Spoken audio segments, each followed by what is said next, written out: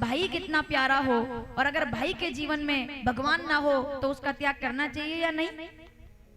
तब सुमित्रा जी कहती है, भाई कितना प्यारा क्यों ना हो, लेकिन जिस भाई के जीवन में भगवान राम के प्रति विश्वास नहीं है, ऐसे भाई का त्याग कर देने में कोई बुराई नहीं है। भैया भैया, 4 वेदों के ज्ञाता हैं आप, नाम याद कीजिए जल्दी से। रामचरितमानस सुंदरकांड दोहा नंबर 6।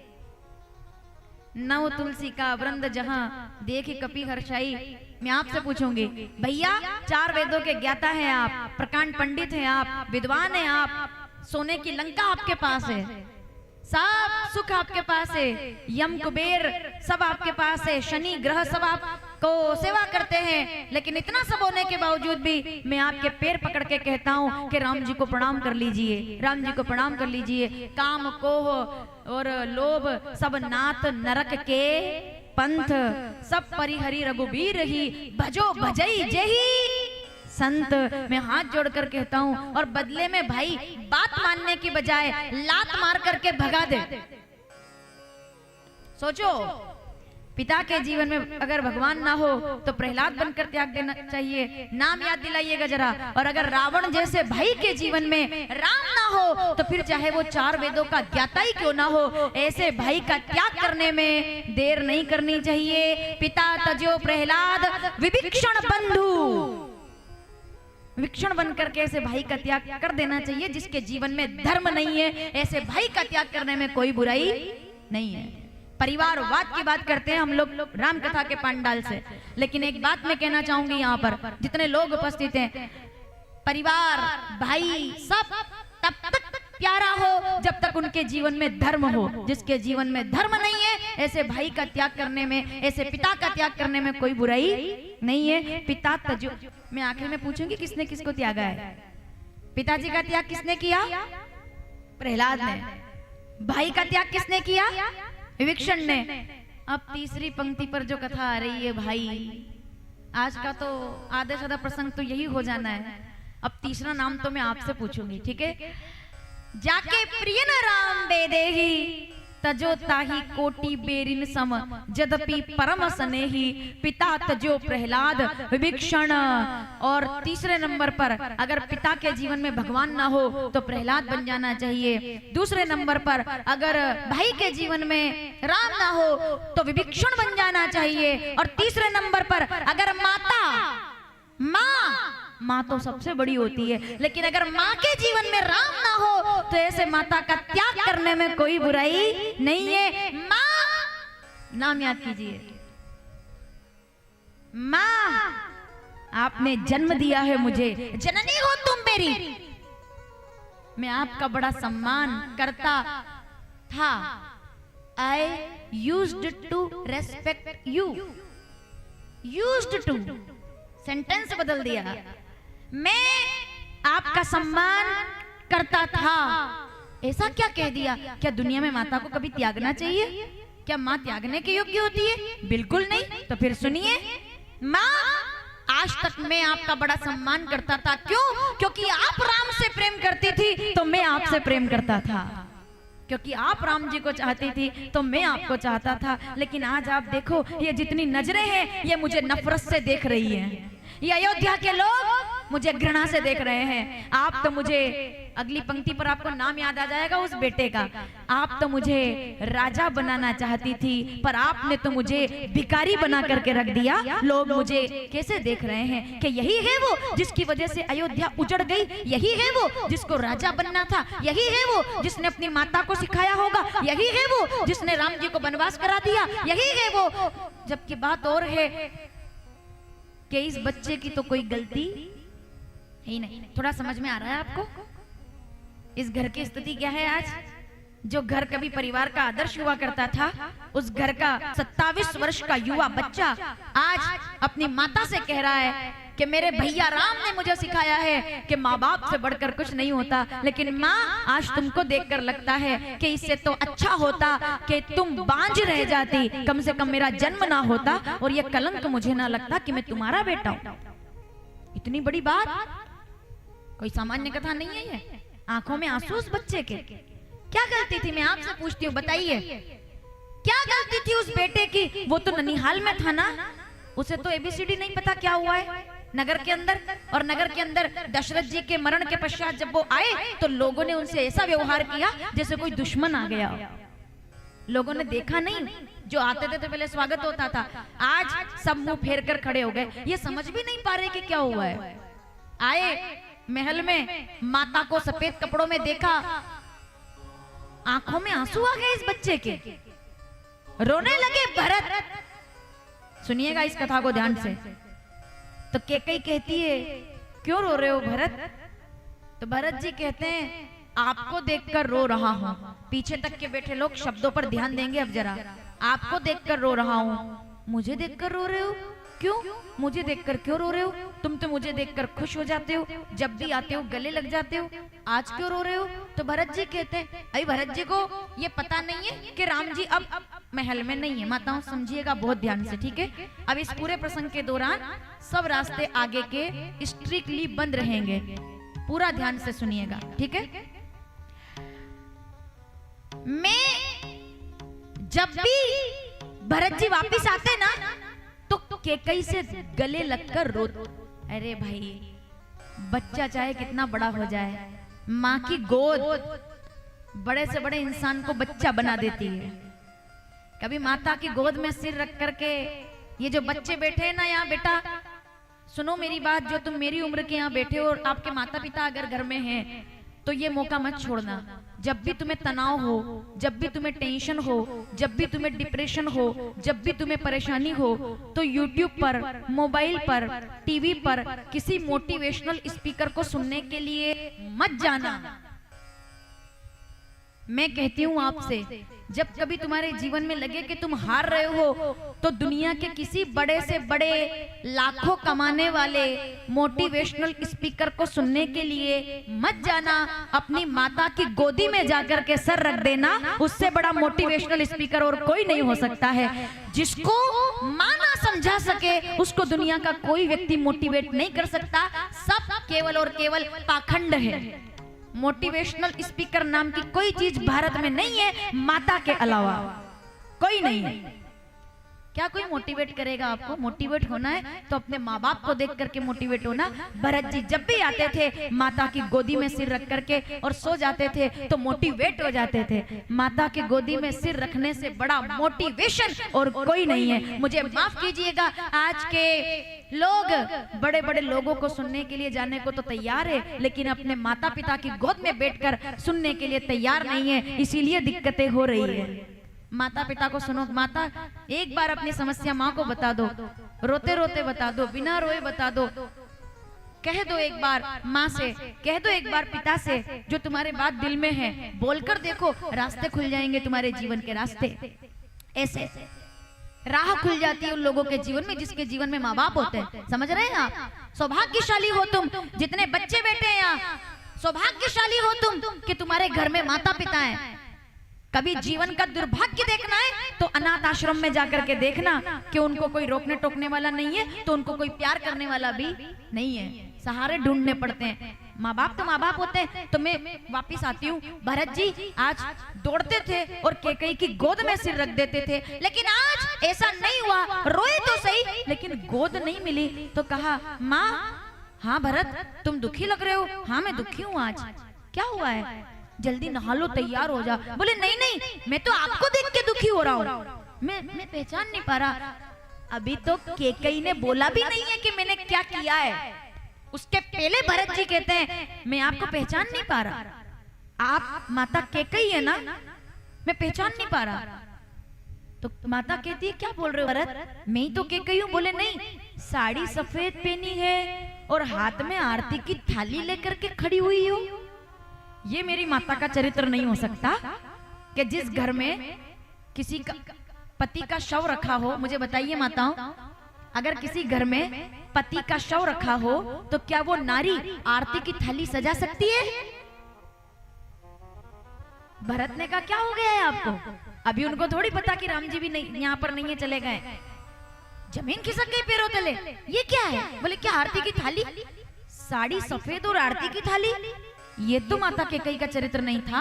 मतलब इतने बड़े दुख का पहाड़ टूटा है घर पर, आरती किस लिए उतारी जाएगी? के कई ने कहा क्योंकि तुम राजा बनोगे इसलिए आरती उतारी जाएगी। राम को मैंने भेज दिया है वन में इसलिए आरती उतारी जाएगी। अयोध्या तुम्हारी है भारत, अब तुम यहाँ के स्वघोषित राजा हो, अब तुमको कोई रोकने वाला नहीं है। मैंने तुम्हारे लिए राज्य मांग लिया है, आज से तुम यहाँ के राजा हो गए हो। कोई सामान्य बच्चा होता तो झूम उठता। भरत जी धरती पर गिर पड़े। माँ, राज्य मांगने से अच्छा था अगर राम जी के लिए वनवास मांगा था ना, तो मेरे लिए मृत्यु मांग लेती तो आज मैं शायद तुमसे प्रसन्न हो जाता। क्योंकि राम जी के बिना एक अयोध्या तो क्या, अगर ऐसे 1000 अयोध्या के सिंहासन रख दिए जाए एक पलड़े पर, तो भरत के सामने चरणों की धूल से ज्यादा वो सिंहासन नहीं है। क्योंकि मुझे राम जी से प्यारा कोई नहीं है। इसीलिए माँ सुनो, ध्यान से सुनो, ये जो बोल रहा हूं ना माँ, आज के बाद जिंदगी भर जब तक मैं जिंदा रहूंगा तब तक तुमको ये शब्द मेरे मुंह से सुनने का मौका। रानी, आहा क्या बात है रानी, बधाई हो आपको कि आप जीत गई, लेकिन आपके जीतने में कितने लोग हार गए इस बात पर विचार करना। और आज मैं कहता हूं कि अगर माता ऐसी होती है, अगर माँ जन्म देने वाली हो फिर भी ऐसी होती है, तो पिता तजो प्रहलाद, राम जी के लिए पिता को प्रहलाद त्याग सकते हैं, भाई के लिए, राम जी के लिए भाई को विभीषण त्याग सकते हैं। तो आज मैं भरत आपके जैसी माता का त्याग करता हूँ। आज से मैं आपका बेटा नहीं और आप मेरी माता नहीं। कोई सामान्य बात नहीं है ये। राम जी के लिए भाई, माता पिता भाई का त्याग कर देना। मैं माता का त्याग करता हूँ। जाके प्रिय न राम बेदेही, तजो ताही कोटि बेरिन समझदपि परम स्नेही, पिता तजो प्रहलाद विभीषण बंधु भरत महतारी। त्याग दिया, नहीं चाहिए मुझे। सबने कहा राजा बनना है, बोले बिल्कुल बनना है, बिल्कुल बनाएंगे।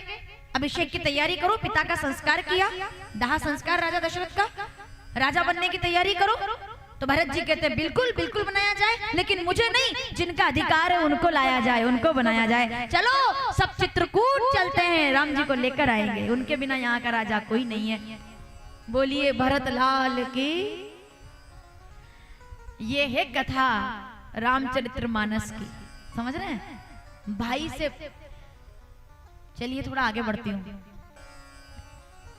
सबने कहा, गुरुजी ने कहा कि भरत देखो ऐसा ना करो, राज सिंहासन का मामला है, अगर कुर्सी खाली दिखेगी तो लोग आक्रमण करने लगेंगे, है ना, कोई भी आकर कब्जा कर लेगा, तुम बैठ जाओ। भरत जी कहते हैं गुरुदेव आपकी आज्ञा का विरोध नहीं करना चाहता, लेकिन राम जी से ज्यादा प्यारा मुझे कुछ नहीं है। मेरे भैया राम वापस आएंगे, मेरी वजह से गए ना, मैं ही वापस लेकर आऊंगा। मैं जा रहा हूँ, जिसे भी चलना है साथ चलो। पूरा का पूरा नगर भरत के साथ हो गया, पूरा नगर, पूरा नगर साथ हो गया है। हम भी जाएंगे। हम जिस अयोध्या के अंदर अंधकार हो गया था, आज उस अंधेरे को हरने के वाला दीपक कोई बना है, तो वो भरत लाल बने हैं। क्या बात है, जाने उस सदा, आहा क्या बात है। जो लोग पीछे तक बैठे, जिनके घर में रामायण है, आज तो रामचरितमानस जरूर खोलिएगा। रामचरितमानस अयोध्या कांड 282 दोहा दूसरी चौपाई। जाने सदा भरत कुल दीपा, बार बार मोई कहे महीपा। केकई ने जब कहा तुम राजा बनोगे, माता का त्याग करके गए सीधे माता कौशल्या के पास, तो माता कौशल्या ने भरत को गले लगा करके क्या कहा, भरत सब मुझसे पूछ रहे थे अब अयोध्या का क्या होगा। अयोध्या का सूरज राजा दशरथ थे जो डूब गए। समझ में आ रहा है, प्रकाश के 3 स्तंभ होते हैं, सूरज, मणि और दीपक।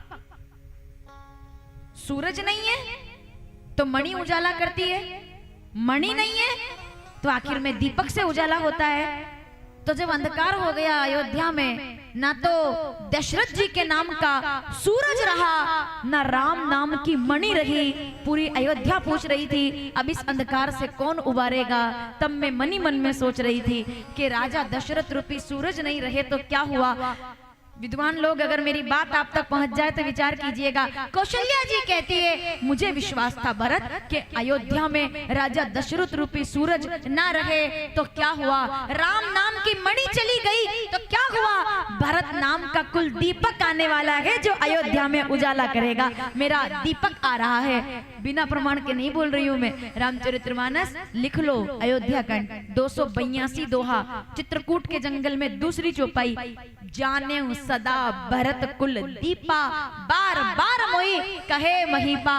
भरत हमारे कुल में सूरज नहीं है, भरत हमारे कुल का मणि नहीं है, लेकिन भरत हमारे कुल का दीपक है, क्योंकि जब अंधेरा हो जाता है तो दीपक ही काम आता है। दीपक, वो तुम दीपक हो भरत। मुझसे राजा कहा करते थे मेरा भरत कुल दीपक है जो कभी अंधकार नहीं होने देगा। ये है प्रेम। चल दिए भरत जी, मैं जाऊंगा, तो उनके पीछे पीछे सब चलने लगे। अब आप कहोगे चले तो कल राम जी के पीछे भी थे, पहुंचे तो कोई नहीं। ब्रह्म के पीछे चलेंगे तो फिर भी कभी कभी पहुंचना मुश्किल होगा, लेकिन किसी साधु के पीछे चलेंगे तो जहां तक वो जाएंगे वहां अपने आप हम पहुंच जाएंगे। समझ में आ रहा है आपको? जितने लोग थे ना सब भरत जी के पैरों में जाकर गिर पड़े। अब जितने लोग पंडाल में बैठे हैं, मैं ठीक बोलूं तो समर्थन करना, अब तक जो लोग भरत जी को गालियां दे रहे थे, गालियां कि ये इसकी वजह से हुआ, इसने किया, वो लोग अब भरत जी को प्रणाम करने लगे कि भरत, अब ये सब भरत की वजह से हुआ है कि हम चित्रकूट जा रहे हैं। समझ में आ रहा है आपको? जिस पर सब चले उसे पंथ कहते हैं, पीछे तक के बैठे लोग सावधान। रामचरितमानस उत्तरकांड 44वां दोहा, तीसरी चौथी चौपाई, नीचे वाली लाइन पूरी सुनिएगा। पुण्य पुंज बिनु मिलई न संता, सतसंगति संस्कृति कर अंता। जिस पर सब चले उसे पंथ कहते हैं, और जो सबको साथ लेकर चले उसी को संत कहते हैं, जो साथ लेकर चलता है। और भरत संत है। समझ में आया? जिस पर सब चले उसे पंथ कहते हैं, और जो सबको साथ लेकर चले उसे संत कहते हैं। जो सबका है, जो सबके लिए है, वो संत है। ठीक है माताओं? भरत जी कहते हैं मैं भैया राम के पास जा रहा हूँ, जिसे चलना है चलो, हमें भी ले जाओ भैया, हमें भी ले जाओ, हम राम जी का दर्शन करेंगे, तो चलो मेरे साथ।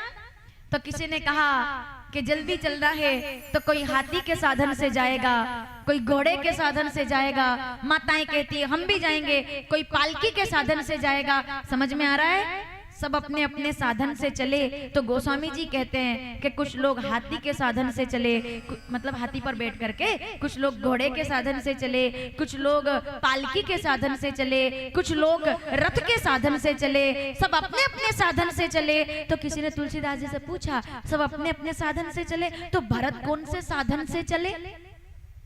उनका साधन कौन सा था? अगर मेरी आवाज आप तक पहुंच जाए तो विचार करना। तुलसीदास जी कहते हैं यही तो फर्क है, बाकी के अयोध्या के लोग अपने अपने साधन से राम जी के पास जा रहे हैं। तो भरत जी से पूछा भरत तुम किस साधन से जाओगे भैया? राम जी तक जाने का तुम्हारा साधन क्या है? तो मैं जरा आपको बता दूं, ये 9 दिन क्यों जरूरी है आपके और हमारे जीवन में? ये पूजा पाठ क्यों जरूरी है? ये नव दुर्गा को मनाना क्यों जरूरी है? घर में अष्टमी नवमी की पूजा क्यों करना जरूरी है? उसका जवाब सुनिएगा। सब कुछ है घर में, सब साधन है। तो भरत जी से पूछा कि सब किसी न किसी साधन से, मेरी बात तो समझ रहे हो ना आप? भरत जी को चलते हुए देखा तो सबने पूछा कि कोई घोड़े के साधन से जा रहा है, कोई हाथी के साधन से जा रहा है, कोई रथ के साधन से जा रहा है, आप किस साधन से जा रहे हैं? तो तुलसीदास जी कहते हैं सब अपने अपने साधन से जा रहे हैं, पर भरत तो साधन से नहीं अपनी साधना से जा रहे हैं, और जो साधना से जाता है वो राम जी तक पहुंच पाता है। भरत जी कहते हैं मुझे चलने के लिए साधन की नहीं साधना की आवश्यकता है। दुनिया में जाने के लिए साधन जरूरी है, और भगवान तक आने के लिए साधना जरूरी है। पूजा पाठ चालीसा मंत्र ये सब यूं ही नहीं है, आपको अंदर से शक्तिशाली बनाते हैं। जब कभी आप डूबने लगो तो हनुमान चालीसा को याद कर लेना। 40 चौपाइयां याद ना आए तो कोई एक चौपाई याद कर लेना, आपको डूबने से वो बचा लेंगे, इसलिए उनको हनुमान कहा जाता है। जब कभी जीवन में हारने लगो तो शिव चालीसा पढ़ लेना, जब कभी जीवन में कुछ ना नजर आने लगे तो दुर्गा चालीसा पढ़ लेना, जब कभी जीवन में हारने लगो, क्या बात है, भगवान के नाम का एक आदित्य हृदय स्तोत्र पढ़ लेना, विजय हो जाएगी आपकी आदित्य हृदय स्तोत्रम के साथ। जब सूर्य भगवान की आराधना करके राम जी ने रावण का वध किया था, आखिर में जाकर के अगस्त मुनि ने उनको दिया था आदित्य हृदय स्तोत्रम कि राम अब आदित्य हृदय स्तोत्र का पाठ करो और रावण का वध करने का संकल्प करो, तो जीवन में हारने लगो तो ये स्तोत्र, ये मंत्र, ये सूत्र आपके काम आ जाएंगे। तो साधन से नहीं, राम साधना से मिलते हैं। भरत जी आगे आगे और सब उनके पीछे पीछे, मुझे राम मिलेंगे, मुझे राम मिलेंगे, और अगर राम मेरे तो मुझे किसी और की जरूरत नहीं है, तुम मेरे साथ हो तो मुझे किसी और की जरूरत नहीं है। जिसके हृदय में राम बस जाते हैं, चांद तारे गगन में खिले ना खिले, मुझको तेरा सहारा सदा चाहिए। तू एक है, तेरा साथ है तो मुझे क्या कमी है, अंधेरों में भी मिल गई टूटी है कश्ती,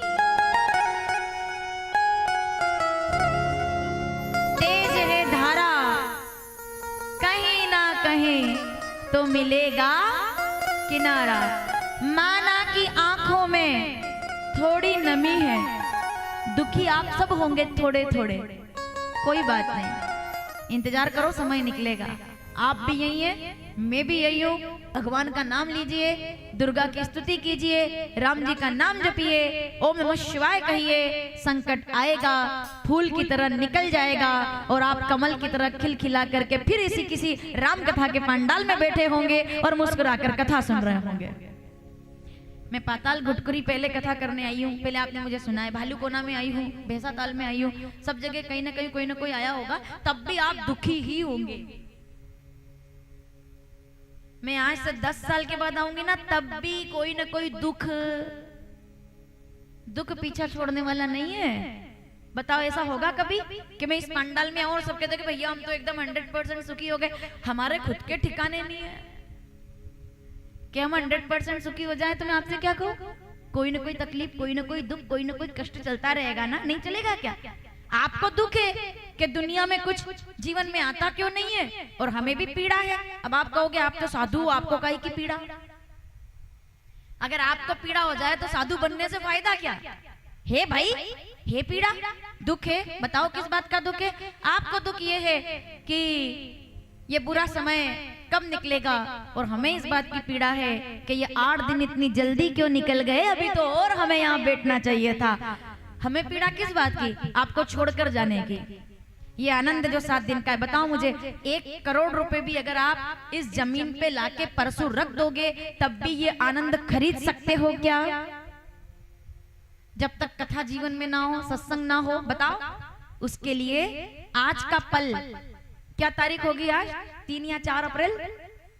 5 अप्रैल है, 5 अप्रैल 2025, 5 अप्रैल 2025, समय 7:15 में 2 मिनट बाकी। मुझे बताइए ये समय 2 दिन बाद वापस पलट करके ला सकते हो क्या? दुनिया की कोई भी ताकत ला सकती है? जी नहीं। जो निकल रहा है, जो जा रहा है वो जा रहा है, जो आ रहा है वो आ रहा है, तो जाने वाले को धूल की तरह जाने दीजिए, आ रहा है उसको आने दीजिए। ना तो जाने वाले का परवाह कीजिए, ना आने वाले की इच्छा कीजिए। जहां बैठे हो उस पल का आनंद लीजिए, इसी को वर्तमान कहा गया है। इससे बड़ा कोई सुख नहीं है। ये तो सब चलता रहेगा, सब बातें हैं, बातों का क्या, कसमें वादे प्यार वफा सब बातें हैं, बातों का क्या। वादे हैं, वादों का क्या, नाते हैं, नातों का क्या, रिश्ते हैं, रिश्तों का क्या। ना तो किसी को लेकर आया था, ना किसी को लेकर जाऊंगा।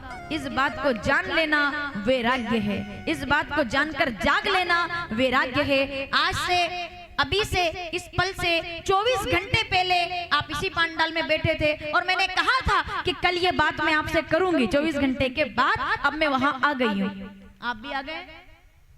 आ गया याद? मुझे तो इतना कम याद रहता है तब भी मुझे अभी याद है कि 24 घंटे पहले मैंने क्या कहा था।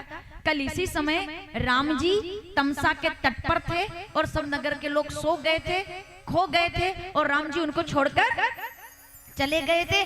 24 घंटे के बाद आज वापस वही अयोध्या के लोग तमसा के तट पर है, राम जी से मिलने जा रहे हैं।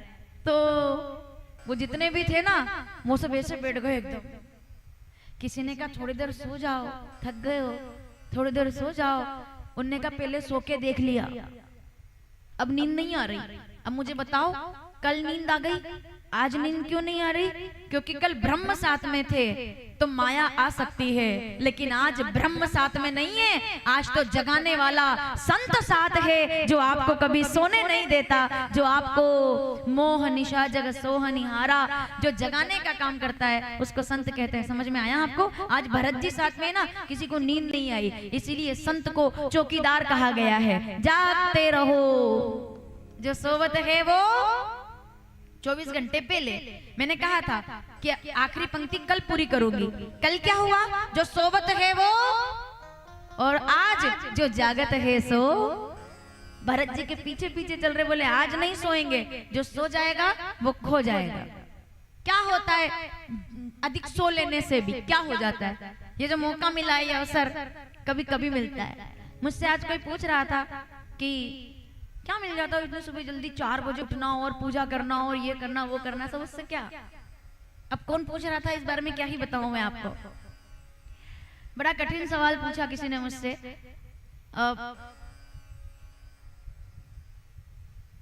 कि मैंने कहा उसको कि मैं दिन में आराम कर रही थी, 9-10 बजे सो जाती हूँ मैं दिन में। कुछ लोग जब जागते हैं तब मेरे सोने का टाइम हो जाता है, इसलिए जो लोग मुझसे सुबह 9 बजे मिलने आते हैं मैं नहीं मिल पाती, क्योंकि 4 बजे से लेकर बराबर हम सोए थे 2 बजे रात को। कल हमारे प्रेम भैया और भाभी दोनों सब भाभियां और हम सब बैठकर बात कर रहे थे, चर्चा चल रही थी। दाऊ जी आपकी चर्चा भी चल रही थी, भगवत की बात भी चल रही थी, वर्षामृत सेवा संस्थान। 2 बजे सोए हम, ठीक है, 2 बजे सोए। 4 बजे सुंदरकांड शुरू कर देती हूँ मैं नीचे आकर के, जहाँ निवास है हमारा। तो 4 बजे फिर सब जाग गए। तो आज मुझसे अब किसी और ने क्या, शिवम ने पूछा। अब रिश्ते में क्या है कि सन्यास से पहले, क्योंकि भाई है मेरा छोटा, तो सन्यास के बाद हमारे बड़े महाराज जी ने आदेश किया कि भाई और कोई साथ रहे ना रहे, लेकिन सगे भाई का साथ रहना बहुत जरूरी है। सुरक्षा कवच के रूप में हर कदम पर भाई साथ रहना चाहिए। तो ये आया आज 1:30 बजे आया, जब मैं उठती हूँ सो करके दिन में, ठीक है। तो ये 1:30 बजे आया और कहता है 4 बजे मतलब क्या, क्योंकि जो व्यक्ति खुद 8 बजे उठे अगर, ठीक है, तो बोले 4 बजे उठना और वो सब करने, क्या मतलब ऐसा क्या हो जाता है, उससे क्या मिल जाता है? मैं कहती हूँ आप 10 बजे उठो, कोई फर्क नहीं पड़ेगा, कोई आपको कुछ नहीं बोलेगा। मन में आप सोच लोगे अरे मैं थक गया हूँ, क्या फर्क, जल्दी उठ के करना भी क्या है, जल्दी उठ के कहाँ जाए? किसी से कहो ना कि जल्दी उठो तो वो ये कहेंगे जल्दी उठ के कहाँ जाए, क्या करें? अच्छा एक बार एक जितने बुजुर्ग दादियां बैठी हैं, अगर मैं ठीक बोलूं तो मुझे बताइएगा, दादियां जितनी बैठी हैं पांडाल में, जितनी बुजुर्ग दादियां बैठी है 80 साल 60 साल 75 साल जितनी दादियां बैठी है, मुझे बताइएगा पहले सास अगर उठती थी 5 बजे तो बहू उठ जाती थी 4 बजे। तब सास के उठने से पहले वो जाग जाती थी। मैं बता दूं आपको, 4 बजे उठना, घर की सफाई करना, पूरे परिवार के लिए ध्यान रखना, 5 बजते बजते दीपक लगा देना और घंटी बजा करके पूरे परिवार को, मंदिर में घंटी बजाकर पूरे परिवार को जगा देना, ये कार्य परिवार के अंदर होते थे। और उसका परिणाम ये था, माफ कीजिएगा, 22 साल 25 साल की बेटियों के चेहरे पर भी आज वो तेज नहीं है जो 80 साल की बूढ़ी दादी के चेहरे पर है। वो तेज आता है जल्दी जागने से। आपको सुंदर बनने के लिए कोलेजन लेना पड़ता है, फेशियल कराना पड़ता है, बोटॉक्स लेना पड़ता है, जानते हो इसका मतलब? इंजेक्शन से सुंदर बनना। ये जितने चेहरे चमकते हुए देखते हो आप आजकल, क्रीम पाउडर लगाने पड़ते हैं, तब हमारा चेहरा 2 घंटे के लिए चमकता है। लेकिन वो बूढ़ी दादी, एक बार जोरदार ताली बजाए दादियों के सम्मान में। मैं बहुत खुश होती हूँ जब मैं दादियों से मिलती हूँ। मंच पर आने से पहले एक दादी के घर हम गए, बहुत बुजुर्ग दादी अम्मा थी वो। देखिए, मैं व्यक्तिगत रूप से मैं एक बात कहती हूँ कि संत के पास बैठोगे तो ज्ञान मिलेगा, बैठो, बहुत अच्छी बात है। लेकिन व्यक्तिगत रूप से जो मैं सोचती हूँ वो आपके सामने बोल रही हूँ। आपके घर में दादियां हैं, लगभग दादियां जो बैठी हैं वो भी हैं, और जिनके घर में वो भी सुन लीजिएगा। आपके घर में दादा दादी हैं? मैं एक बात कहना चाहती हूँ आपसे, पीछे तक के बैठे लोग सावधान। आप संत के पास बैठेंगे आपको ज्ञान मिलेगा, पर आप घर के बूढ़े दादा दादी के पास बैठेंगे तो आपको आत्मज्ञान मिलेगा। उनकी झुर्रियों को देखकर आपको पता चलेगा कि जो कुछ भी आज मेरा है ये कल ऐसा हो जाएगा, ये सब बदल जाना है। और वो शांति से बैठी हुई है दादी, और अब कह रही है राम राम राम राम राम राम, बस ये जगत का सार है। अगर आपको अगर ज्ञान चाहिए तो हमारे पास आइए, लाखों खर्च कीजिए, माफ कीजिएगा कड़वा बोल रही हूँ, और देखा जाए तो खुद के ही विरोध में बोल रही हूँ।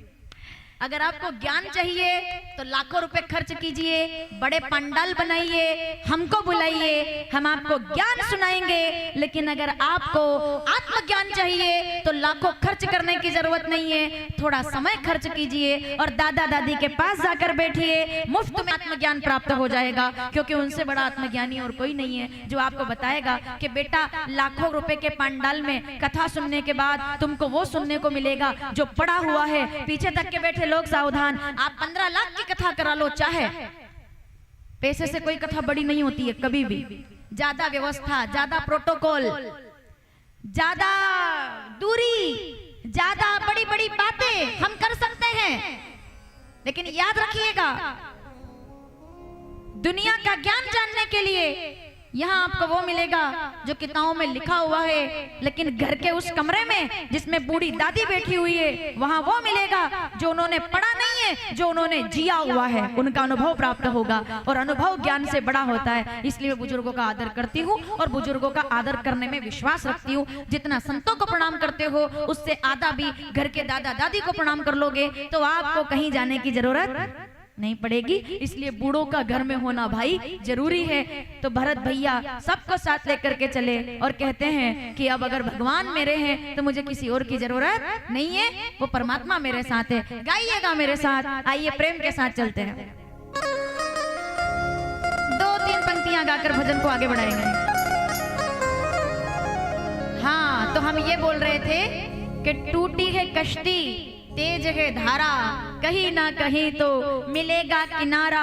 माना के आंखों में थोड़ी नमी है, पर इस नमी पर ही दुनिया थमी है। तेरा साथ है तो कुछ भी नहीं है, तो कोई गम नहीं है, हर एक बेबसी बन गई तेरा साथ है तो आइए जरा प्रेम से गाएंगे सब। तेरा होना जरूरी है।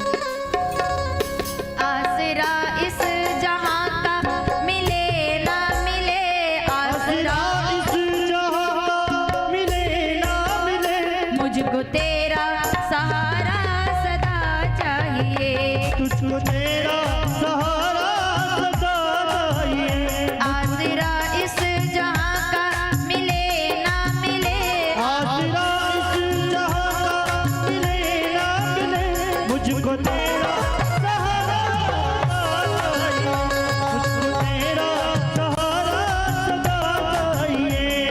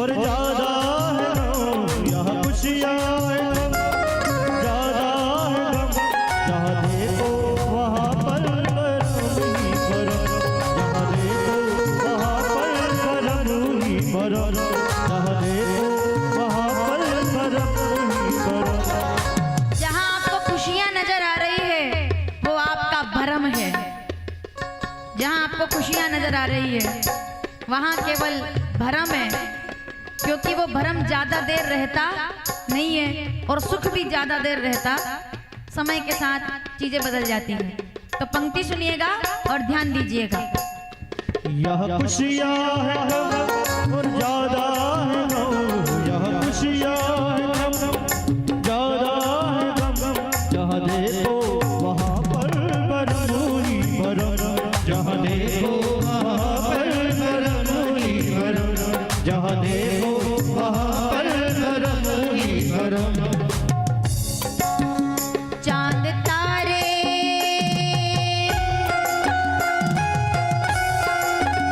चांद तारे गगन में खिले ना दिखे, चांद तारे गगन में दिखे ना दिखे, मुझको तेरा सहारा सदा चाहिए, मुझको तेरा सहारा सदा चाहिए।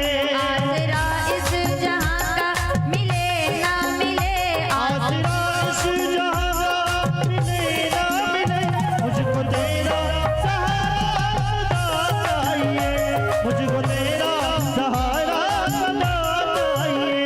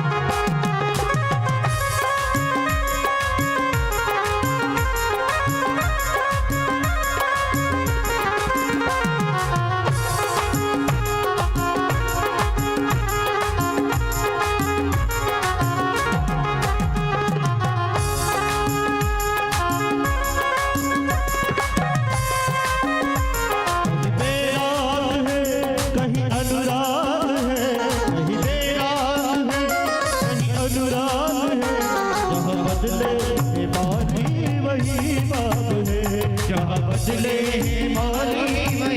बात है, जहाँ बदले माली वही बात है, जहाँ बदले माली वही बात है।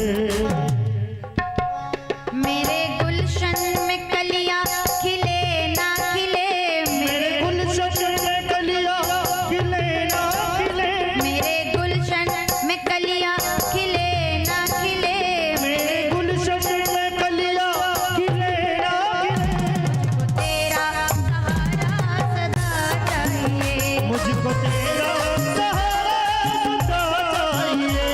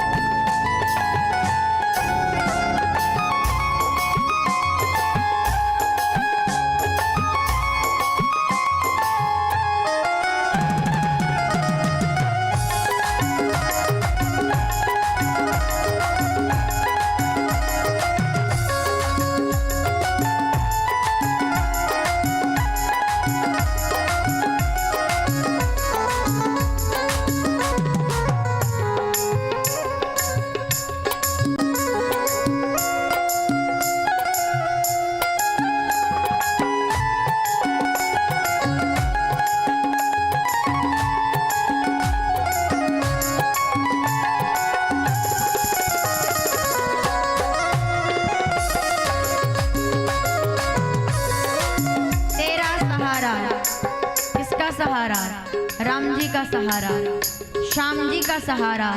राम भी मिलेंगे हमें, श्याम भी मिलेंगे, लेकिन जब प्यारे हमें हनुमान जी मिलेंगे।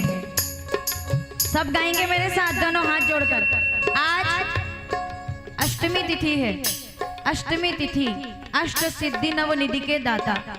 अष्टमी तिथि योग साधना की तिथि है। दोनों हाथ जोड़कर गाएंगे मेरे साथ।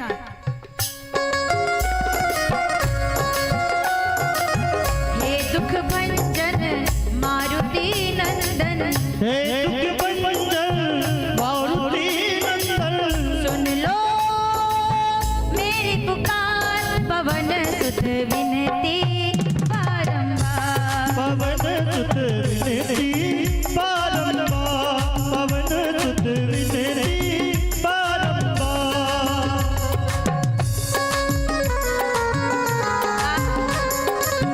अपरंपार है शक्ति तुम्हारी, अपरंपार है शक्ति तुम्हारी। हनुमान जी का ध्यान करो जरा, क्या बात। सीना चीर कर दिखाया, ब्रह्मांड कांप गया। राम लक्ष्मण जानकी और जय बोलो हनुमान। अपरंपार है शक्ति तुम्हारी, अपरंपार है शक्ति तुम्हारी। तुम पर रीझे अवध बिहारी, तुम पर रीझे अवध बिहारी। सिया राम के काज सवारे, सिया राम के काज सवारे। मेरा करे उद्धार, पवन सुत विनती बारंबार। पवन सुत विनती बारंबार। अष्ट सिद्धि नव निधि के दाता, अष्ट सिद्धि नव निधि के दाता। एकदम सीधे बैठो एक बार। रीढ़ की हड्डी एकदम सीधी ऐसे। हनुमान जी राम कथा में आते हैं भैया, और आज तो जरूर आएंगे, क्योंकि राम कथा के रसिक तुम। हाथ जोड़िए, सुन लो पवन कुमार। राम लखन सीता सहित हृदय करो, अष्ट सिद्धि नव निधि के दाता। अष्ट सिद्धि नव निधि के दाता।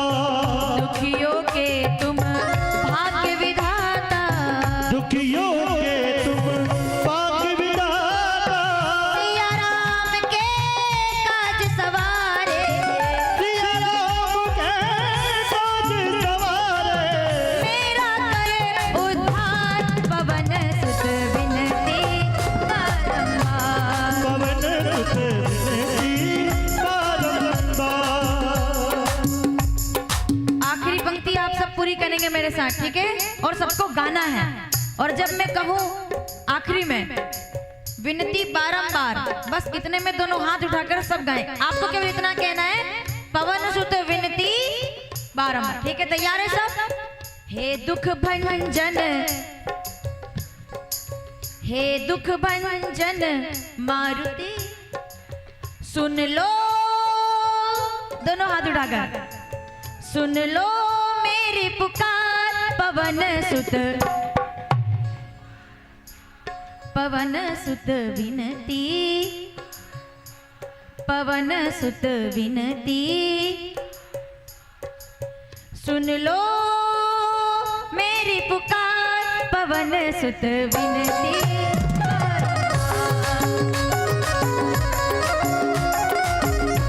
पवन सुत विनती बारंबार।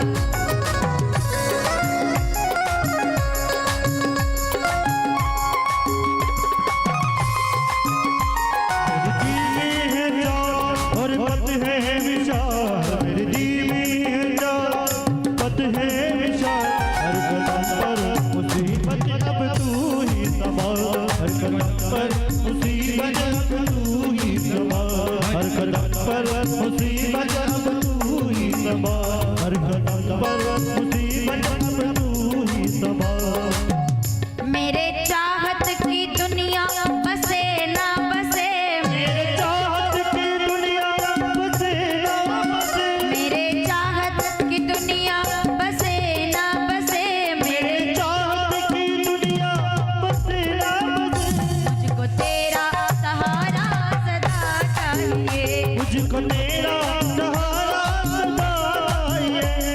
मुझको तेरा सहारा। ताली के साथ।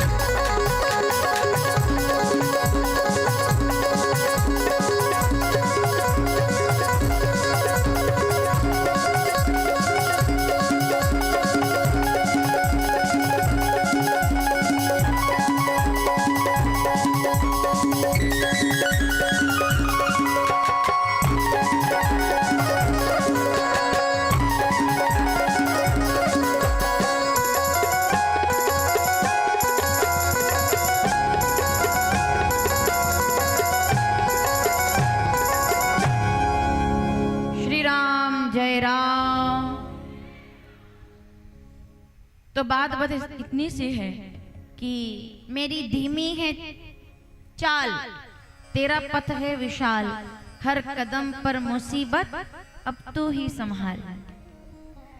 मेरे चाहत की दुनिया बसे ना बसे, मुझको तेरा सहारा। क्या चाहिए मुझे? भरत जी से पूछा प्रयाग ने।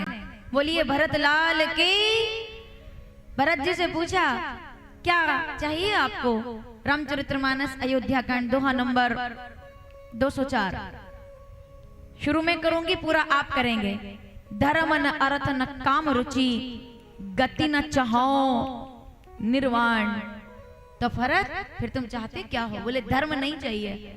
इसको हमने विस्तार से सुना है पहले, इसलिए मैं थोड़ा संक्षेप कर रही हूँ क्योंकि हमको माता शबरी तक जाना है आज, इसलिए मैं तभी कल रावण का वध हो पाएगा, वरना कैसे हम कथा पूरी करेंगे। सावधान जितने लोग बैठे हैं ध्यान से सुनिएगा। तो भरत जी से पूछा प्रयाग ने, मांगिए क्या मांगते हैं? तो भरत जी क्या कहते हैं?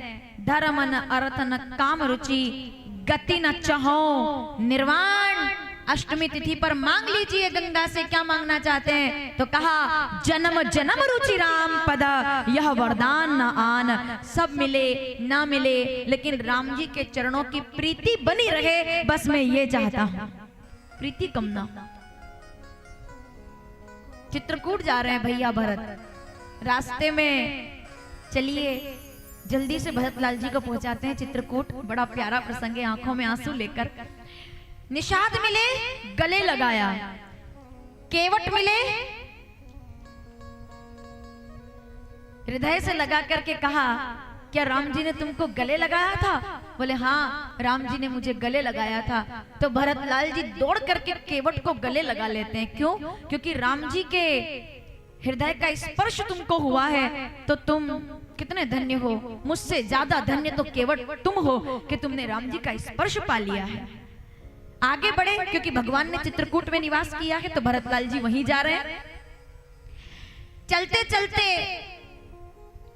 कहते हैं कि राम जी को खबर हो गई, सूचना हो गई। लखनलाल जी ने कहा जाकर, रामचरितमानस अयोध्या कांड दोहा नंबर 231। लक्ष्मण भैया जाकर कहते हैं कि भरत आ रहा है लड़ने के लिए, युद्ध के लिए। मैं जा रहा हूं सामना करने के लिए। मैंने कहा था ना पिताजी किसी न किसी को भेजेंगे जरूर। भरत पूरी सेना लेकर के आ रहा है, मैं उसका वध कर दूंगा। तो राम जी कहते हैं भरत इस दुनिया में सब कुछ असंभव संभव हो सकता है, पर भरत को पद का मद आ जाए ये कभी नहीं हो सकता। क्योंकि लखन तुम्हारी शपथ पितु आना, सुचि सुबंधु नहीं भरत समाना। भरत जैसा भाई ना तो हुआ है और ना होगा। क्या बात बोल रहे हो तुम? भरत लड़ने नहीं आ सकता, भरत मिलने आ रहा है। जैसे ये भगवान को पता चलता है कि मेरा भरत आ रहा है, प्रकृति को बुलाया, हे प्रकृति देवी प्रकट हो। तो प्रकृति हाथ जोड़कर आ गई। पीछे तक के बैठे लोग सावधान, माताएं जो सामने हैं, एक एक व्यक्ति जो पंडाल में है सावधान, ध्यान से सुनिएगा।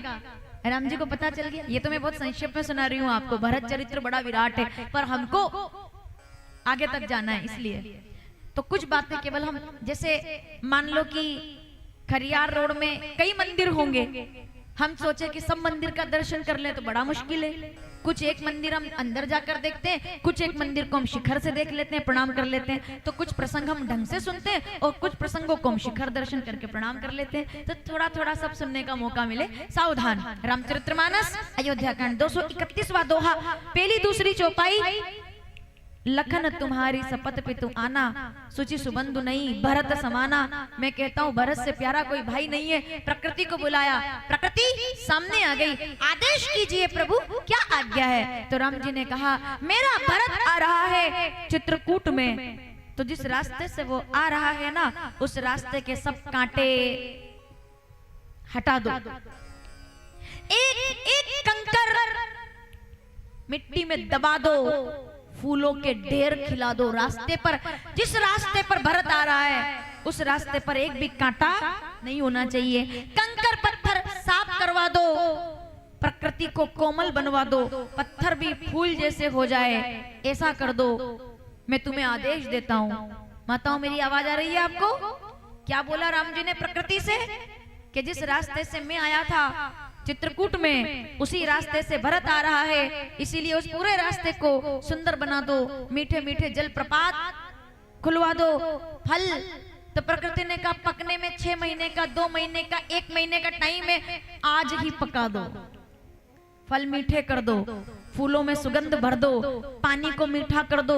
जो झरने सूखे हुए मुझे दिखे थे उनमें मीठा अमृत सा जल भरवा दो। प्रकृति ने कहा आपके आदेश का पालन करूंगी। तो राम जी ने कहा, एक कांटा भी, खबरदार, सावधान, एक कांटा भी मेरे भरत के पैर में अगर लगा तो फिर ठीक नहीं है। तो प्रकृति ने कहा, अच्छा तो क्या वो इतने कोमल है? बोले हाँ, अगर मेरे भरत को कांटा लग गया। तो प्रकृति ने कहा, अगर गलती से लग गया तो क्या हो जाएगा? भाई इस पैर में ये बात तो दिमाग में रखनी पड़ेगी ना कि क्या हो जाएगा अगर लग गया तो क्या? अगर भरत को एक भी कांटा लग गया पैर में तो मेरा भरत मर जाएगा, इसलिए उसके पैर में कांटा नहीं लगना चाहिए। समझ में आ रहा है आपको? तो प्रकृति मुस्कुराकर बोली कि आप तो भगवान हैं, क्षत्रिय हैं आप, राजकुमार, वो भी क्षत्रिय राजकुमार हैं, तो क्या वो इतने नाजुक हैं, इतने कोमल हैं उनके पैर कि कांटा लगने से मर जाएंगे? ये समझ नहीं आया मुझे, ढंग से समझाओ प्रभु, मुझे बताइए, मेरी शंका का समाधान कीजिए। क्या भरत जी इतने कोमल है? आपके ही भाई है ना? बोले हाँ। तो आप तो इतना सब संघर्ष करके आ रहे हैं, तो आपके भैया भरत इतने कोमल है कि पैर में कांटा लग जाएगा तो भरत मर जाएंगे। तो राम जी क्या कहते हैं? रोते हुए राम जी कहते हैं, नहीं, बात ये नहीं है कि भरत के पैर में कांटा लग गया तो कांटा लगने से भरत मर जाएगा, ऐसा नहीं है। लेकिन जिस रास्ते से मैं आया हूँ उसी रास्ते से चलकर भरत आ रहा है। अगर भरत के पैर में एक भी कांटा लग गया तो वो कांटे के घाव से नहीं मरेगा, वो ये सोच करके आत्मग्लानि में मर जाएगा कि जैसे मैं चल रहा हूँ तो मेरे पैर में कांटा लगा है, जिस रास्ते से राम जी गए होंगे तो उनको भी मेरी वजह से इतने कांटे लगे होंगे, ये सोच करके मेरा भरत वहीं मर जाएगा। मतलब इतना प्रेम करते हैं भरत जी राम जी से। क्या समझ में आया आपको? राम जी क्या बोल रहे हैं कि अगर उसके पैर में कांटा लगा ना तो दर्द से, अपने दर्द से नहीं, मेरे दर्द से मर जाएगा। क्यों? वो सह नहीं पाएंगे दर्द। बोले अपना सह जाएगा, मेरा दर्द नहीं सह पाएगा। कि अगर मैं चलाऊं तो मेरे पैर में कांटा लगा, मतलब मेरे राम जी भी यहाँ से चले, उनको भी कांटे लगे होंगे, ये सोच सोच करके मर जाएगा कि मेरी वजह से राम जी को कांटों पर चलना पड़ रहा है, तो मुझे जीने का अधिकार नहीं। उनको भैया भरत लाल कहते हैं, उसको केकई नंदन कहते हैं। साहब भरत जी जब आए, इधर राम जी को खबर मिली तो इधर से राम जी दौड़े, उधर से भरत जी दौड़े। भरत जी चाहते हैं कि मैं भैया के चरणों में गिरकर बस अब प्राण जाने तो आप चले जाए, अब मुझे जीने की चाह नहीं। राम जी सोच रहे हैं मैं भरत को इसके पैर पकड़ने से पहले गले लगा लूं, तो पहले भरत जी चाहते हैं कि पैर पकड़ लूं, राम जी चाहते हैं कि गले लगा लूं। आज पहली बार ऐसा हुआ। अब तक ऐसा होता है कि भगवान हार जाते हैं और भक्त जीत जाते हैं, पर आज ऐसा हो गया चित्रकूट के जंगल में भरत हार गए और भगवान जीत गए। भगवान ने गले लगा करके अभिवादन कर दिया, पैर पकड़ने से पहले गले लगा लिया। भरत जी को मन में संदेह था कि अगर मैं राम जी के सामने जाऊंगा तो एक पल के लिए मुझे देखकर ये तो नहीं कह देंगे कि देखो भरत आया है अब यहाँ पर दिखावा करने। मन में था कि मेरे भैया कहीं मुझसे नाराज तो नहीं हो जाएंगे, वो तो बहुत अच्छे हैं, लेकिन कहीं उनके मन में एक बार भी ना आ जाए कि भरत के कारण आज ये सब हुआ है तो क्या होगा। लेकिन इधर से राम जी दौड़े, उधर से भरत जी दौड़े, और जो अब क्या बताऊं मैं आपको, अभी लगभग 30 अगस्त से 5 सितंबर तक चित्रकूट में राम कथा होने जा रही है। आप सभी उसमें सादर आमंत्रित हैं। जो लोग चित्रकूट चलना चाहें, हमारे सम्माननीय कुलेश्वर जी चंद्राकर साहब जो कि हमारे तीर्थ कथा के आजीवन यजमान हैं और सैकड़ों लोगों को वो लेकर के आते हैं तीर्थ कथा में, तो मई या जून में हम लोग कथा करते हैं इसको, लेकिन क्योंकि आपके यहाँ उस समय फसल का समय नहीं रहता, लोगों के लिए अनुकूलता रहती है, तो तीज के त्योहार के बाद, जो आप तीज की पूजा करते हैं उसके बाद चित्रकूट में कथा होनी है। और अगर अभी कथा में आप आए तो बहुत स्वागत है आपका। कभी ना भी आ सको ना तो जीवन में एक बार कभी भी जाना, पर चित्रकूट जरूर जाना। मैं आपको बताना चाहूंगी, जिस जमीन पर, इससे ज्यादा अच्छा बोलने के लिए कुछ नहीं है मेरे पास, जिस जगह पर चलिएगा चित्रकूट, मौका मिले तो, जिस जगह पर राम जी और भरत जी मिले, किसको कहते हैं भाई भाई का प्रेम, अपने बच्चों को धृतराष्ट्र, नंदन, दुर्योधन और धर्मराज के लड़ाई की किस्से सुनाकर महाभारत केवल मत सुनाइए, अपने बच्चों को बताना है तो बताना। लड़े हैं दो भाई कुरुक्षेत्र में महाभारत बनाने के लिए, कुर्सी पर बैठने के लिए, ये तो सब जानते हैं, पर लड़े हैं दो भाई चित्रकूट के जंगल में एक दूसरे को सिंहासन पर बिठाने के लिए, ये राम कथा कहती है। कभी चित्रकूट जाओ तो देखना, भाई भाई के बीच विवाद, भाई भाई के बीच लड़ाई, भाई भाई के बीच संघर्ष। कितने दिन की जिंदगी लेकर आए हो? क्या 100 साल जीना है आपको? क्या 1000 साल जीना है आपको? आपका छोटा भाई, आपका बड़ा भाई, मतभेद हो जाए तो हो जाना चाहिए, लड़ाई झगड़े हो जाए तो हो जाना चाहिए, लेकिन भाई भाई को अलग घर में रहना पड़े तो रह लेना चाहिए, लेकिन सुख में और दुख में एक छत के नीचे आकर बैठ जाना चाहिए। ये राम कथा सिखाती है। ये देश महाभारत के लिए नहीं है, ये देश चित्रकूट के लिए है। समझ रहे हैं आप? बड़े अनमोल है ये खून के रिश्ते। मेरा भाइयों से निवेदन है जो यहाँ बैठे हुए हैं, बड़े अनमोल है ये खून के रिश्ते, तू इन्हें यूं बेकार ना कर। राम जी ने भरत जी को गले लगाया। मैं आपसे निवेदन कर दूं, जिस जगह उनके आंसू गिरे वो धरती पिघल गई, वो धरती करुणा से पिघल गई। जिस जगह पर वासना होती है वहां अज्ञानी होते हैं, और जिस जगह पर करुणा होती है वहां सदैव ज्ञानी होते हैं। करुणा से, आंसुओं से वो जहां गिरे, माताओं आज आप आओगे देखोगे कभी, वो जमीन पिघली हुई है। और कहते हैं श्री राम भरत मिलाप स्थली तपोभूमि। प्रमाण है इस बात का। जितने भाई बैठे हुए हैं मेरी बात सुनिएगा जरा। जब आप छोटे थे तो याद करना, आपके बड़े भाई ने आपके साथ किस तरह का अच्छा व्यवहार करके आपको पाला होगा। कभी कभी जिस घर में पिता नहीं होते लेकिन बड़े भाई होते हैं, उस प्रेम को कभी मत भूलना। जिस घर में कभी कभी समय पर पिता स्वर्गवास हो जाए और छोटे भाई बड़े भाई साथ रहते हो तो एक दूसरे का सहारा बनकर रहना, क्योंकि समय है निकल जाएगा, प्रॉपर्टी है मिल जाएगी, लेकिन कभी जाकर के अपने गांव के उस पुराने मकान को देखना जिस मकान के लिए कभी आप लड़े थे, जिन कमरों के लिए आप लड़े थे। जब आप रायपुर के बड़े से बिल्डिंग में एक फ्लैट लेकर के रहने लगेंगे अपनी पत्नी और बच्चों के साथ, तब कभी गाड़ी उठा करके खरियार रोड के पास वाले किसी गांव में अपने माता पिता के द्वारा बनाए हुए किसी कच्चे पुराने मकान को देखना, तब आपको पता चलेगा कि वो मकान तो छोटा सा था लेकिन उसमें कोई दीवार नहीं थी, वो केवल और केवल आंगन वाला मकान था, जिसमें माँ बाप ने 4 बच्चों को पाला था, 5 बच्चों को पाला था, 7 बच्चों को पाला था, 3 बेटियों को पाला था, बेटों को पाला था। उस परिवार में, उस घर के आंगन में आपको पता चलेगा कि आज माँ बाप नहीं है, आज भाई रायपुर है, आज छोटा भाई इंदौर है, आज उससे बड़ा भाई बिलासपुर है। अगर कुछ रह गया है तो घर की जगह पर खंडहर और रिश्तों के नाम पर मतलब के अलावा और कुछ नहीं रह गया।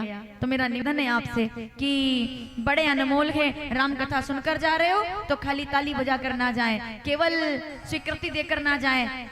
इस बात के साथ इस कथा को लेकर जाइएगा साथ में, वरना ये पंडाल भरते रहेंगे, लोग सुनाते रहेंगे, आप आते रहेंगे, प्रसाद लेकर जाते रहेंगे। अगर परिवर्तन नहीं हुआ तो इन कथाओं का कोई मूल्य नहीं है। अगर भाई भाई से बात ना करे तो राम कथा सुनने का कोई मूल्य नहीं है। अगर भाई भाई से प्रेम ना रखे तो राम कथा सुनने का कोई मूल्य नहीं है, क्योंकि ये कथा जीवित कथा का नाम है। बड़े अनमोल है ये खून के रिश्ते,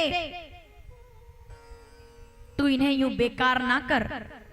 अपने छोटे भाई से बोल देना कभी, अगर अच्छा लग जाए, चाहे मानो ना मानो, लेकिन इतना बोल देना कि बड़े अनमोल है ये खून के रिश्ते, तू इन्हें यूं बेकार ना कर। मेरे हिस्से की जमीन भी तू ले ले मेरे भाई, पर घर के आंगन में दीवार ना कर। ये दीवार तोड़ती है, आंगन जोड़ता है। जब बचपन में लड़ते थे तो पापा मम्मी माता पिता क्या कहते थे? लड़ो मत, वो तुम्हारा भाई है ना। तो दीवार पर जो फोटो लगे हैं ना बूढ़े माँ बाप के, जब वो देखते हैं, माँ बाप तब नहीं मरते जब उनका शरीर छूट जाता है। माँ बाप तो जीते जी तब मर जाते हैं जब उनको अपने बच्चों से मिलने के लिए अलग अलग घर में जाना पड़ता है कि छोटा भाई वहां रहता है, बड़ा भाई एक ही गांव में रहता है पर वहां रहता है। तब हाँ ठीक है, आपका समय के हिसाब से व्यवस्था रहती है, अलग रहो आप, अलग भोजन बनाओ आप, लेकिन 7 दिन में एक दिन तय रखो कि 7 दिन में एक दिन छोटा भाई बड़े भाई के घर भोजन करेगा और बड़ा भाई छोटे भाई के घर भोजन करेगा। ये होना चाहिए भाई, वरना भारत परिवारवाद से चलता है, भारत एक दूसरे के प्यार मोहब्बत से चलता है, ये प्रेम से चलने वाली दुनिया है। लेकिन उस दुनिया में we are living of such kind of material world, जिसमें केवल और केवल, इसको हिंदी में अगर कहूं तो व्यवहारिक नहीं, अब दुनिया व्यावसायिक है। शब्दों पर ध्यान दीजिएगा, व्यवहारिक नहीं, अब दुनिया व्यावसायिक है। संबंध उन्हीं से मधुर है जिनसे मुनाफा अधिक है, जिनसे फायदा है उनसे हर कोई मिलना चाहता है, जिनसे फायदा नहीं हो रहा तो सगे भाई को कोई नहीं पूछ रहा। तो भाई एक दूसरे का सम्मान करो, यही काम आएगा। परिवार में हो तो प्रेम से रहो, यही काम आएगा। और भरत भैया ने गले लगाया, धरती पिघल गई। क्या बताऊं मैं आपको, लड़ रहे तो भाई कुरुक्षेत्र में, मैं बैठूंगा कुर्सी पर, मैं बैठूंगा, और लड़ रहे तो भाई चित्रकूट के जंगल में। जो ममता से, मैं भागवत में कहती हूँ, जो बच्चे ममता से पाले जाते हैं वो महाभारत का निर्माण करते हैं। अथ श्री महाभारत, सबने देखी सुनी है महाभारत? सुनेंगे थोड़ा सा, चलिए याद आ गया तो बता देती हूँ। अथ श्री महाभारत, क्या हुआ महाभारत में?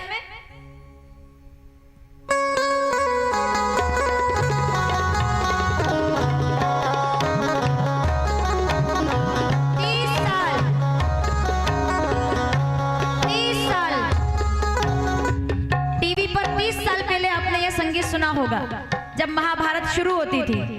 आइए जरा इस संगीत के साथ।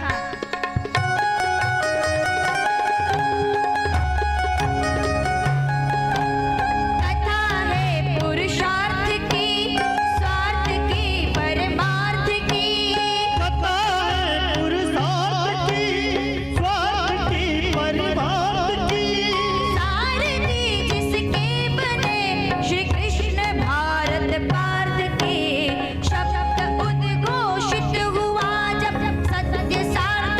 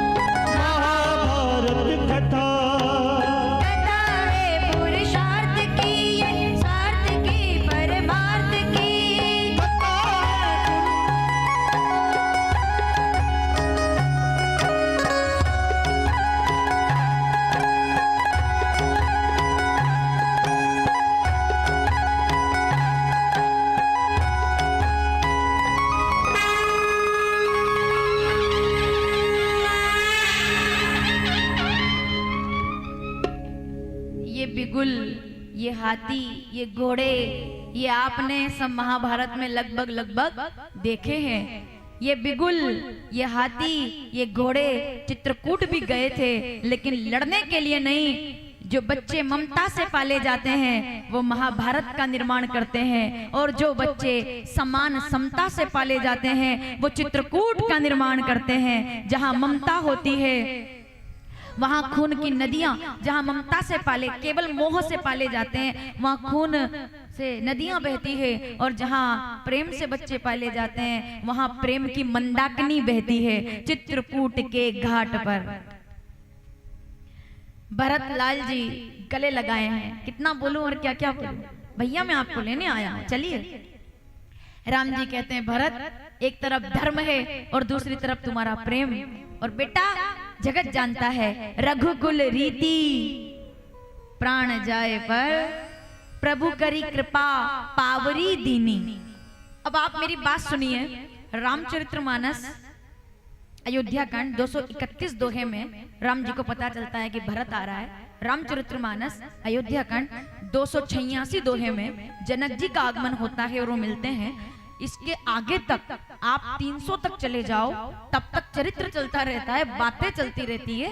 पर भरत जी एक ही जिद पर थे कि मैं आपको लेकर जाऊंगा। तो राम जी ने कहा मैं जाऊं ना जाऊं, मेरे पद चिन्ह लेकर के जाओ। तो भरत लाल जी ने कहा पादुका लेकर क्यों जाऊं? तो राम जी कहते हैं क्योंकि भरत त्रेता युग में मैं हूं, द्वापर में गोविंद है, पर कलयुग में लोगों को मेरे पद मिले ना मिले, मेरे पद चिन्ह पर जो चल जाएगा वो अयोध्या की सत्ता को पा जाएगा। मेरे पद मिलना सबके लिए सरल नहीं है, लेकिन मेरे पद चिन्ह पर जो चलेगा वो अयोध्या का निर्माण करेगा। अवध तहां, रामचरितमानस अयोध्या कांड 73वां दोहा, दूसरी चौपाई। अवध तहां जहां राम निवासु, मैं तो अयोध्या रहूं ना रहूं, मेरे पद चिन्ह होना जरूरी है, मेरे चरण होना हो, मेरे आचरण होना जरूरी है। तो प्रभु करी कृपा पावरी दीनी, सादर भरत शीश धर लीनी। और भरत भैया पादुका लेकर के विदा होकर अयोध्या में आते हैं। सबने कहा अब तो राजा बन जाओ। नंदी ग्राम में कुटिया बनाई और पादुकाओं को 14 वर्षों के लिए सिंहासन पर रख दिया। ये है सनातन की ताकत और ये है भारत भूमि की महिमा। 14 साल तक पादुका, जिस सिंहासन के लिए लोग लड़ जाते हैं, मर जाते हैं, कट जाते हैं, उस सिंहासन की कीमत भरत लाल जी ने बताई कि उस सिंहासन की कीमत मेरी नजर में पादुका की धूल से भी ज्यादा नहीं है। पादुका रख करके कह दिया कि क्या मुझे राजा बनने का कोई शौक होगा, मेरा तो आनंद राम जी के चरणों में है। राम जी नहीं, राम जी की पादुका राजा हो गई। काम भरत देखते हैं पर पद का मद नहीं आने दिया। भगवान ने पंचवटी में निवास किया, क्योंकि अब हमको थोड़ा आगे बढ़ना पड़ेगा। शूर्पणखा आती है और जब सीता जी को देखती है, राम जी को देखती है, तो रावण को जाकर कहती है कि तुम यहाँ करसी पान सोवत दिन राती, सुध नहीं तव सिर पर आराती। तो रावण को रात भर नींद नहीं आती और वो अगले दिन सीता जी का हरण करने के लिए पहुंच जाता है। इसको संक्षेप में सुना रही हूँ क्योंकि हमको आगे एक बूढ़ी माता से भगवान को मिलाना है, इसलिए मैं इस प्रसंग को छोटा कर रही हूँ। रावण माता सीता के हरण के लिए आया, मारीच को मृग बनाया और माता सीता कहती है कि मृग ऐसा देखा ना सुना जैसा ये सुगढ़ सलोना है, देखो तो सर से पांव तलक सारा सोना ही सोना है। तो राम जी मृग के पीछे भागे भागे, हिरण भटके राम। इस पूरे प्रसंग को सुनने के लिए अलग से 7 दिन चाहिए हमें, सीता हरण इतना बड़ा प्रसंग है। राम जी हिरण के पीछे भागे इधर, तब तक कि राम कठिन सर मारा तो वो चिल्लाया लखनाओ लखनाओ। माता सीता ने कठोर शब्द कहे तो लक्ष्मण रेखा खींच करके लक्ष्मण भैया गए। रावण आया और माता सीता से कहा भिक्षान देगी, अगर तुम रेखा पार करके नहीं आओगी तो जो तुम्हारे पति इस समय जंगल में हिरण का पीछा कर रहे हैं, मैं श्राप देता हूं कि वो इसी समय अपने प्राणों से, इतना कहा सीता जी बाहर आ गई। श्राप मत दीजिए। हाथ पकड़ा और रावण ने माता सीता का हरण कर लिया। पुष्पक विमान में बिठा करके अशोक वाटिका के अशोक वृक्ष के नीचे ले जाकर माता सीता को बिठा दिया है। ठीक है, राम जी आते कुटिया में, माता सीता मां नहीं है। लक्ष्मण समझाए बहुबाती, पूछे तो चले लता और उपाती। राम जी माता सीता की खोज में है। एक बूढ़े पक्षी को देखा। रामचरितमानस अरण्यकांड दोहा नंबर 30 चौपाई नंबर 5। गिद्धराज जटायु अपनी गोदी में अपने बालों से उसके घाव को साफ किया और उसे गति प्रदान की। परहित बस जिनके मन माही तिन कहूं जग कछु दुर्लभ नहीं। तो जटायु जी ने कहा वो इंतजार कर रही है। बताओ कौन इंतजार कर रही है? प्रभु आपका कोई इंतजार कर रहा है। कौन? मेरे राम आएंगे। बताओ कौन इंतजार कर रहा है? रामचरितमानस अरण्यकांड 34वां दोहा सारी चौपाई पढ़ेंगे क्योंकि यहां से चौपाइयां बड़ी अद्भुत है। वो इंतजार कर रही है मेरे राम। बड़े बड़े योगी कहते हैं हम ज्ञानी हैं, राम जी हमारे पास आएंगे। हम वेदांती हैं, राम जी हमारे पास आएंगे। हम त्यागी हैं, राम जी हमारे पास आएंगे। योगियों का योग धरा का धरा रह गया, वेदांतियों का वेदांत रखा रह गया, पौराणिकों के पुराण धरे के धरे रह गए। और मेरे राम जी अधम जाति की शबरी बिलनी जो केवल झाड़ू लगा रही थी और कह रही थी मेरे राम आएंगे। मेरी भी कुटिया के बोलो कागा बोलो मेरे राम आएंगे, राम आएंगे। और एक दिन झाड़ू लगाकर फूल बिछाई रही थी कि अचानक से दरवाजे पर देखा। मतंग मुनि ने कहा था शबरी तेरे राम आएंगे। कब, कैसे, कहां, क्यों, किस रूप में? ना, गुरुजी ने कहा आएंगे मतलब गुरुजी ने कहा तो ये करना, इंतजार करना, प्रतीक्षा करनी है। राम आएंगे, राम आएंगे। झाड़ू लगाती, माला नहीं जप रही वो, क्योंकि वो जानती नहीं है माला जपना। बिलनी है शबरी, बिलनी प्रतीक्षा में है। राम जी परीक्षा से नहीं मिलते, राम प्रतीक्षा से मिल जाते हैं। झाड़ू लगाते लगाते राम राम बूढ़ी हो गई है। कब कब आई थी इस आश्रम में? जब युवा थी, शादी होने वाली थी। सुन लीजिएगा ध्यान से, शबरी घर से भाग करके आई थी आश्रम में, शादी होने वाली थी। और जिस दिन बारात आने वाली थी उस दिन कितने जानवर पशु सब बंधे हुए थे। शबरी ने पिताजी से पूछा ये सब यहाँ क्यों खड़े हुए हैं भाई? तो उन्होंने कहा कि ये सब तुम्हारे जितने बाराती हैं उनके स्वागत के लिए इनको काटा जाएगा, फिर इनको जो भी है वो सब किया जाएगा और इस सबको खिलाया जाएगा। शबरी कहती है ऐसा क्यों? बोले बारातियों के स्वागत का नियम है। शबरी कहती है मेरी शादी के लिए इन मासूमों को काटा जाएगा, इनको मारा जाएगा। अगर मेरी शादी के कारण इनके प्राण जाते हैं तो मैं शादी करूंगी ही नहीं और घर से शादी वाले दिन निकल आई कि मैं रहूंगी यहाँ तो ये सब मर जाएंगे। किसी जीव को जन्म देने का अधिकार अगर हमको नहीं है तो उसको मार देने का भी अधिकार हमको बिल्कुल भी नहीं है। जीव हत्या से बड़ा कोई पाप नहीं है, चाहे उसे आप भोजन का नाम दे दो या बलि का नाम दे दो, ये सबसे बड़ा अपराध है।